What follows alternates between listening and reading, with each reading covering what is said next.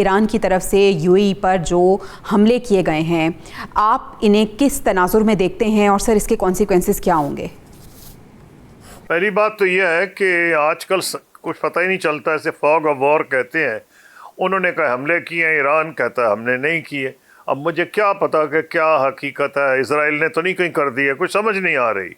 लेकिन एक उसमें यह भी थ्योरी है कि जी क्योंकि अमेरिका ने कहा था वो फ्रीडम प्रोजेक्ट में वो जहाज़ों को लेके जा रहा है, वो कोई जा रहा होगा, ये भी किसी को नहीं पता, क्योंकि एक दूसरे की मान ही कोई नहीं रहा। वो कह रहे हैं हमने इनके एक जहाज़ आ रहा था और उसको मिसाइल मारा है, अमेरिका मानता नहीं है। वो कहते हैं हमने 7 किश्तियाँ गिरा दी हैं, ईरानी कह रहे हैं कि कोई किश्ती नहीं IRGC की गिरी, वो तो बेचारे बछेरे थे, उनकी किश्ती गिरा दी और उसमें 5 बंदे वो शहीद हो गए।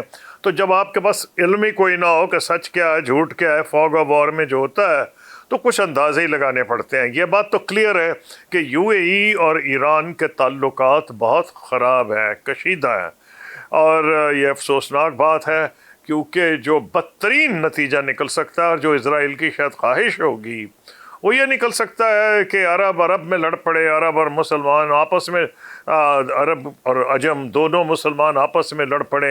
ये बड़ी ख़तरनाक बात होगी, लेकिन इजराइल की ये ख्वाहिश बहरहाल होगी। ये जिसकी ख्वाहिशें जो भी हों, लेकिन कोई ज़मीनी हक़ाइक़ ज़रूर हैं। ज़मीनी हक़ाइक़ में यह है कि ईरान वाकई बहुत उसकी मईशत को नुकसान पहुँचा है, इसमें कोई दो राय है नहीं। उनकी करेंसी तेज़ी से गिर रही है। अब बात सारी ये हो रही है कि भाई कितनी देर वो इसको बर्दाश्त करेंगे, उनके जो अवाम हैं।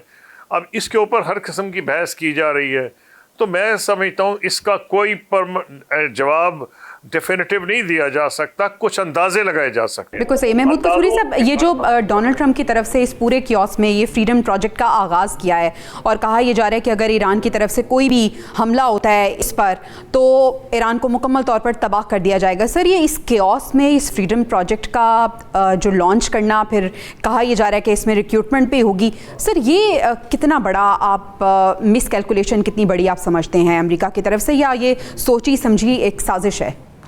नहीं, मैं इसी तरफ आ रहा था। मैं आपको यही कह रहा था कि शुरू में ही कि अभी क्लैरिटी नहीं है कि हुआ क्या है, और उसमें एक ये भी है कि शायद ही ईरान की से वो गुजर रहे थे, हल्फ गल से ये कोशिश कर रहे थे किसी को ले जाने की। ईरान कह रहा है कि हमने मिसाइल मार दी अमेरिकन शिप पे, अमेरिका कहता है ऐसा नहीं है, तो हम कुछ अपने ही अंदाजे लगाएंगे ना।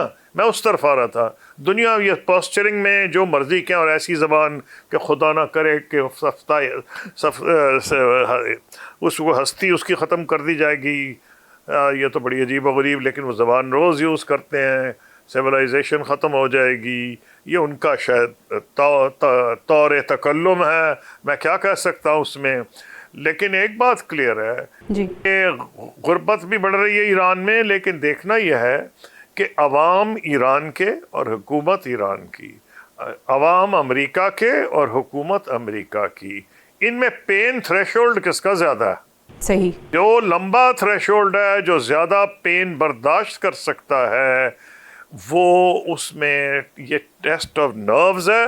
लग ये रहा है कि ईरान क्योंकि 47 साल में सैंक्शंस में रहा है, और उनकी जो इंडस्ट्री और उनकी जो इकोनॉमी है सेल्फ सस्टेनिंग है, वो एक्सपोर्ट इंपोर्ट बेस्ड नहीं है, वो दुनिया से कटी हुई है, तो शायद उनको इतना नुकसान ना हो जितना कि दुनिया अंदाजे लगा रही। हालांकि मुझे ये मानना पड़ेगा कि जितनी उनके फैक्ट्रीज तबाह कर दी गई हैं, वाकई मुझे ईरानी अवाम से बहुत हमदर्दी है कि किस तरह वो ज़िंदगी गुजार रहे हैं। लेकिन ये भी क्लियर है कि वो ना उनकी गवर्नमेंट और ना उनके अवाम में उस नौयत की का वो प्रॉब्ली ज़्यादा कैपेसिटी है टू पेयर पेन। अमेरिका में क्या है, अमेरिका की गवर्नमेंट जो है उनकी एक टाइम लाइन है जी। जैसे तालिबान का करते थे एक ज़माने में कि Americans have the watch and we have the time. वो बैठे हुए थे घर में अपने, ये इतने आराम से नहीं बैठे ईरानी, मान रहा हूँ मैं। तालिबान घर में बैठ गए थे, फेंके जाओ बम, हम तो बैठे हैं, एक पहाड़ से निकल के दूसरे में चले जाएंगे। अब लेकिन निकलना तो अमेरिका को पड़ा वहाँ से। अब इसमें यूँ पोजीशन है कि अमेरिका में घड़ी चल रही है। घड़ी कौन सी है? वो है मिड टर्म इलेक्शंस की। मिड टर्म इलेक्शंस में जो जितने सर्वेज आ रहे हैं वो कोई हर एक को पता है क्या उनका है, वो को मैं तो नहीं सर्वे कर रहा, वो तो अमेरिकन ही कर रहे हैं ना। जी जी। और ना वो ईरानी कर रहे हैं, वो तो सर्वेज ये बता रहे हैं जो अमेरिकन खुद कर रहे हैं, और यहूदी भी छोड़े जा रहे हैं इसराइल को। जी। एक तो था ना कि अमेरिकन पब्लिक छोड़ रही है, एक ये था कि रिपब्लिकन पार्टी को के वोट कम हो रहे हैं, एक ये था कि मागा का बेस कम हो रहा है। उस पर कमाल ये हो गया है कि जो यहूदियों की जो लेटेस्ट सर्वे आया है, कल शायद आया है, उसे पता लगा यहूदी भी उन्हें छोड़े जा रहे हैं को, और वो ये कह रहे हैं कि ये तो वहाँ हो रही है, वॉर क्राइम्स कमिट हो रही हैं, जेनोसाइड कमिट हो रही है। इन हालात में अमेरिका, क्या प्रेसिडेंट ट्रंप यही अफोर्ड करेंगे? नंबर 2, उनकी ट्रिप टू चाइना है जी। चाइना की उनकी ट्रिप 15 तारीख की है। क्या वो चाइना इन हालात में जाएंगे?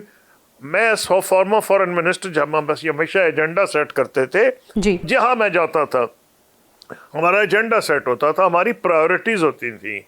हमारी प्रायोरिटी कुछ है। चीन की क्या प्रेसिडेंट चाहेंगे अमेरिका के कि जाए? उनके तो 36 चीज़ें अमेरिका से चाइना से डिस्कस करने वाली। पहले आर्टिफिशियल इंटेलिजेंस के ऊपर क्या कोऑपरेशन करेंगे या नहीं, 36 और चीज़ें। आइटम नंबर 1 होगा हम ये जो ईरान और हरमुज। क्या प्रेसिडेंट ट्रंप ये डिस्कस करने जा रहे हैं? तो चीन नहीं, वो तो नहीं करने जा रहे, लेकिन वो चाहें या ना चाहें, सिक्योरिटी काउंसिल की जो प्रेसिडेंटशिप है इस साल चीन की है, इस महीने चीन की है। उनका पहले आइटम एजेंडा जो उनके जो एम्बेसडर ने न्यूयॉर्क में किया है वो यही किया है। तो इसका मतलब यह है कि वो एक किस्म की वार्निंग दे रहा है चीन प्रेसिडेंट ट्रंप को कि अगर आप आएंगे और आपने हल नहीं किया, आइटम नंबर 1 यही होगा। क्या प्रेसिडेंट ट्रंप ये चाहते हैं? क्या प्रेसिडेंट ट्रंप ये चाहते हैं कि यूरोप के लीडरों की लकीर लग गई है? मैं नाम भूल जाऊंगा, बर्तानिया, जर्मनी, फ्रांस, इटली, पता को बंदा है ही नहीं जो नहीं वहां गया। बिल्कुल ऐसे सारे भागे जा रहे हैं चीन। क्यों? कि वो प्रेसिडेंट ट्रंप की पॉलिसी से खुश नहीं, वो समझते हैं, उन्हें कंसल्ट नहीं किया। और तो और गल्फ के अरब भागे जा रहे हैं, वहाँ यूएई के क्राउन प्रिंस वहाँ चले गए हैं। सही। क्या, क्यों जा रहे हैं? एक तो क्लैरिटी होगी ना कि इंटरनेशनली कोई लंबी वॉर अफोर्ड नहीं कर सकता। बिल्कुल सही। लोग जा रहे हैं कि वो समझते हैं कि अब चीन और रूस इस बात में कामयाब हो गए हैं दुनिया में ये इम्प्रेशन देने में कि अमेरिका इसकी की वजह से ये सब कुछ हो रहा है। तो क्या ये सेल्फ सस्टेनिंग पॉलिसीज हैं? मुझे ये लग रहा है कि प्रेसिडेंट ट्रंप को शायद ये उनके जो वाकई एडवाइजर्स हैं उनको भी बता रहे होंगे भी आप ब्रिंकमैनशिप इस हद तक करें, लेकिन आपकी भी एक डेडलाइन है। एक आपकी चाइना की विजिट है जिसको आपने इतना ब्लो अप किया हुआ है कि उससे ये होगा और वो होगा। नंबर 2 आपके वोट्स हैं। नंबर 3 मागा बेस आपको छोड़े जा रहा है।